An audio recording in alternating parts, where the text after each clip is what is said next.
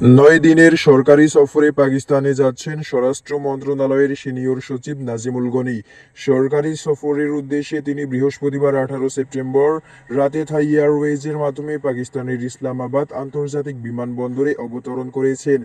Plane থেকে নামার পর পাকিস্তানের ফেডারেল সরকারের স্বরাষ্ট্র মন্ত্রণালয়ের বিশেষ সচিব দাউদ মোহাম্মদ বারেজ এবং পাকিস্তানে নিযুক্ত বাংলাদেশের হাই কমিশনার মোহাম্মদ ইকবাল হোসেন খান তাকে স্বাগত জানান। একটি প্রেস বিজ্ঞপ্তিতে উল্লেখ করা হয়েছে যে এই সফরের মূল লক্ষ্য হচ্ছে বাংলাদেশ এবং পাকিস্তান উভয় দেশের মধ্যে সম্পর্কের উন্নয়ন।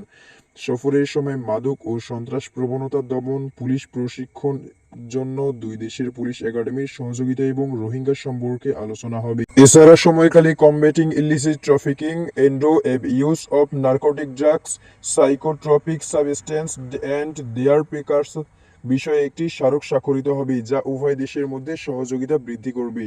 স্বরাষ্ট্র সচিব পাকিস্তানে অবস্থানকালীন বাংলাদেশ হাই কমিশন ইসলামাবাদ ও Bangladesh mission Karachi e passport service উদ্বোধন করবেন।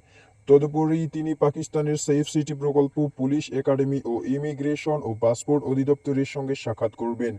এই সফরটি দুই দেশের মধ্যে কূটনৈতিক এবং রাজনৈতিক সম্পর্কের উন্নয়নে গুরুত্বপূর্ণ ভূমিকা রাখবে বলে মন্তব্য করা হয়েছে। সফরের পর সিনিয়র সচিব আগামী 26 সেপ্টেম্বর দেশে ফিরবেন।